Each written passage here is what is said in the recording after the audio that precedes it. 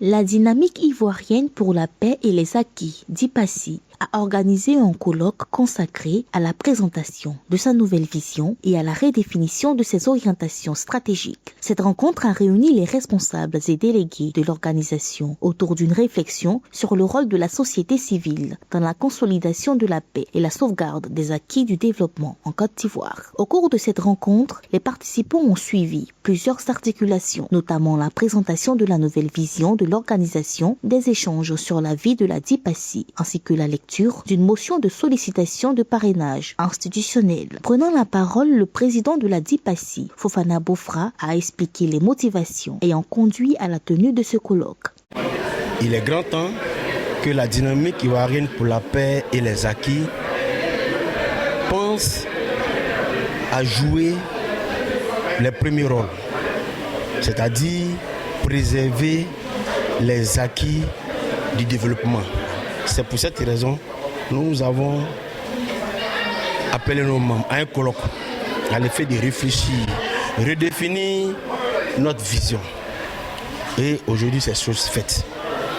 Nous avons aujourd'hui une vision claire, des objectifs précis.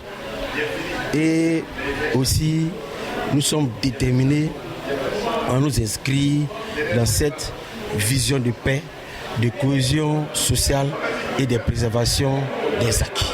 La rencontre a également donné lieu à la lecture d'une motion de sollicitation de parrainage institutionnel. À l'unanimité, les délégués régionaux, communaux et sectoriels de la DIPACI ont exprimé leur souhait de voir certaines hautes personnalités accompagner l'organisation dans sa mission. À cet effet, le choix des membres s'est porté sur le ministre Jacques Konan Assaoré, dont la vision et l'action publique ont été saluées par les responsables de la structure. Nos délégués du secteur, tous à l'unanimité, ont décidé de porter leur choix sur le ministre Jacques Konan Assaoré pour sa vision éclairée, pour sa politique à un visage humain qui, à mon avis, cadre avec la vision de la DIPACI. L'ensemble des participants ont bien voulu choisir le président du conseil régional pour qu'il soit les parrains institutionnels. Je suis très heureux d'apprendre cela. Et nous allons rendre compte au président du conseil régional parce que quand des jeunes et des femmes décident de se mettre ensemble et ils décident de porter les choix sur toi, c'est vraiment un honneur.